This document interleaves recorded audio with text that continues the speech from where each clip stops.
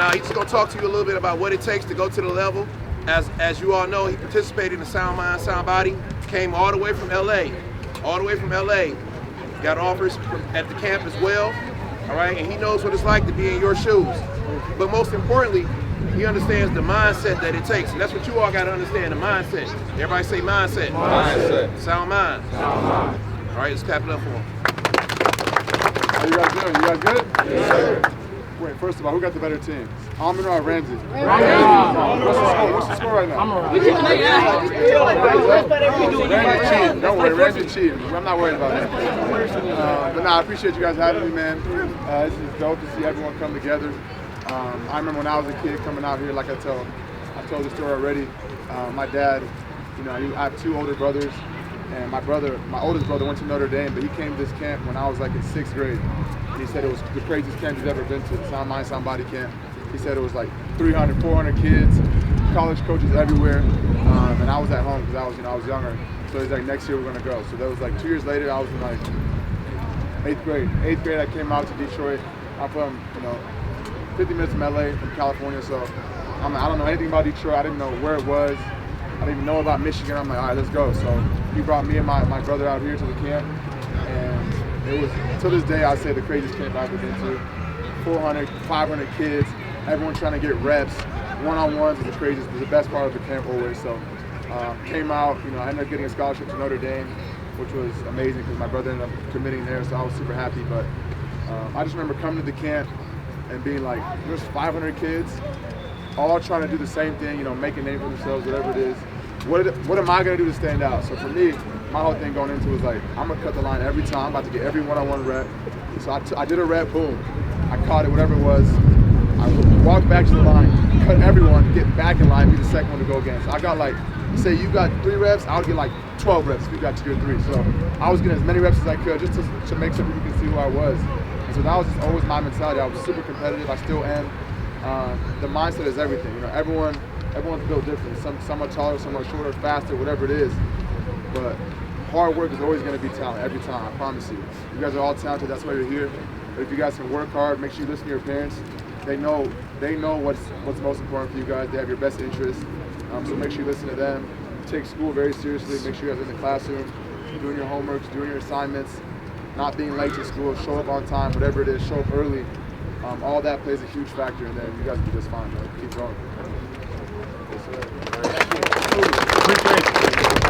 All right. I know, anybody got a question? Anybody got a question? Go ahead. When you did have offers, what was your motivation to keep working hard? I remember getting my first offer. His question was, when I did get offers, what was my motivation to keep going hard? I remember getting my first offer like my freshman year. It was Washington State. So going into my sophomore year, and I felt good, but I was like, I wasn't really a college fan growing up. I was more of an NFL fan. So, to go to college for free was always a goal. But for me, like, college wasn't the end goal. I wanted to play in the NFL. So that was just another step for me, was going to college. So for me, getting all the scholarships, that never fazed me. I knew I was gonna go to college, and once I get to college, I gotta restart. I gotta make a name for myself again, go to the NFL, and once I get to the NFL, I gotta restart again and put the work in. So for me, college was another step in the journey. I didn't let all the, social media is huge nowadays, I get it.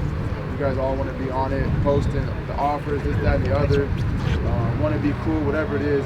I never really let that stuff faze me, because I knew, scholarships is just one part of it.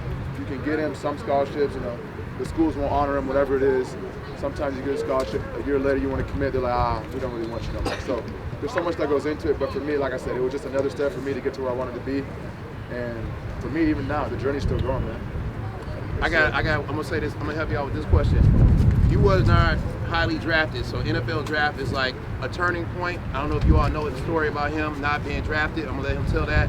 But I want you to talk about a lot of guys out here, sometimes they feel overlooked, right. Like they don't get offers, they're not on the top team in 7-on-7, or they're not the starting quarterback, or, so they always feel like, sometimes they got a chip on their shoulder, which is good, because that should be your motivation to grind, and tell them about how you overcame kind of feeling similar to where they are, not getting the recognition that they felt like they deserved, but how you use that in a positive way to turn you into the player you are? Yeah, so my story's a little different. When I was in high school, like I said, my first scholarship was like my freshman year. I ended up being like the #1 receiver in high school, 5-star recruit. I was all that in high school. I went to the Army game, committed to USC, played there. So when I was coming out of high school, I was like the #1 receiver. Went to USC, and then I had pretty good 3 years there. But coming out to go to the NFL, it was a completely different story. It was like the opposite. I went 4th round. A lot of people thought I was going to go 2nd round, 3rd round, whatever it was. Ended up falling all the way to the 4th round. Didn't have any hype really towards my name. So for me, it was like, you got all this, in high school I was the guy. Went to college, was still kind of the guy. And then when I got to the league, I was really, not a nobody, but just someone that they thought, might, probably be a 3rd wide receiver on the team, help, do some special teams, whatever it was. And so I just remember for me, my story when I got drafted, it wasn't the best experience for me. It wasn't, you see people getting drafted on social media, the family celebrating, but the wait before is terrible. It's like, I can't really explain it. It's one of the worst feelings I ever had as a player.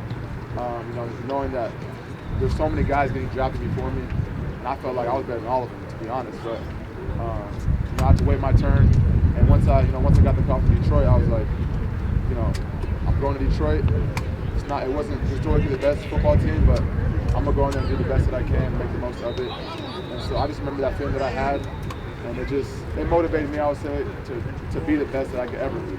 Obviously, I was already always motivated, but the draft, the whole experience that happened to me, I feel like without it, I probably wouldn't be here today.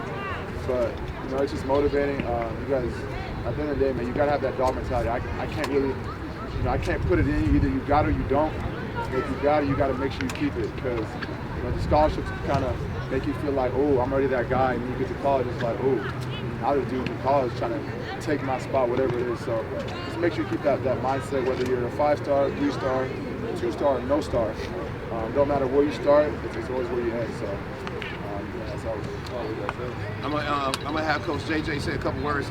He runs the Sound Mind, Sound Body West Coast program with me and Coach Buck, and we've been working together over 12 years. He's been bringing kids from LA year after year. So Amon was one of the top guys that he brought out. But he brought multiple guys that have went on to play into the NFL from LA. He's the top wide receiver coach probably in America, I would say. He trains you in the offseason. He leaves Detroit, flies to LA, and trains him. And this is who he trains with right here, Coach JJ. So let's clap it up for Coach JJ. All right. But he wants to talk a little bit about some of the things that we've just spoken to, because he has a great insight onto what it takes to make it to the next level. So appreciate you guys' time. So that question was a good question, fellas. I've been blessed to, like you said, work with a lot of guys from Los Angeles, right, that made it to the league. It's been 18 kids that I've been blessed to do that with. Also been blessed to work with like Odell and Antonio, big name guys. This guy right here is the hardest working guy I've ever trained, ever, right, ever. And I just told you, I've worked with Terrell Owens, Larry Fitz, Plexico, all these guys. This man still, to this day, when he got paid, he texted me, we need to work harder. It's time to work. You guys understand that?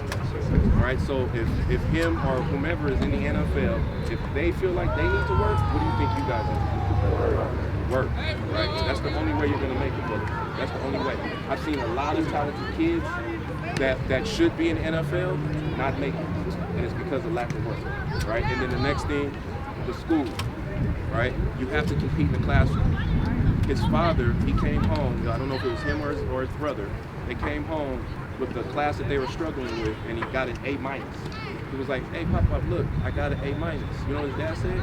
Don't show me that. That's not your best. It's not the best. It's not A+. It's not an A+. So that means they compete in the classroom not to just get an A, but to get an A+. Can you imagine that? An A+. So that's why you see this man having this success. He competes in everything he does, fellas.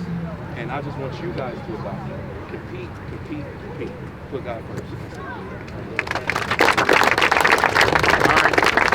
So we're going to have him get in the middle. He's had a long weekend. I'm going to tell y'all this. So I'm just glad with the rain. We had the rain to pass over. Let's clap it up for the rain pass over.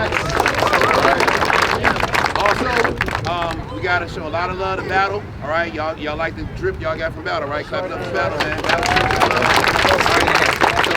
So make sure on social media, hey, listen, make sure y'all loyal to the people that support you. I mean, I know you guys might like a lot of brands, but you look at what you got and who's doing something for you, and you rocking who's supporting you. You understand that? Loyalty is something that you need to be big on. Loyalty.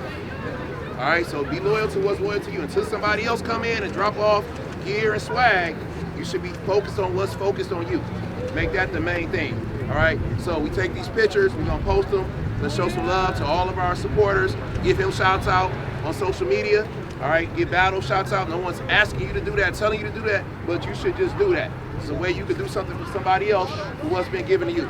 All right, so we're gonna take this group picture. After he's done, we gotta get him out of here. He got one more thing to do, so he won't be able to take autographs and pictures, so I'm gonna have to be a Coach Blackwell and protect him from that so he can get to his next obligation. All right, so everybody understand that. He won't be able to do anything else. He gotta get out, but I want him to get a picture, and I want him to pour some words into you all to make this thing what it is.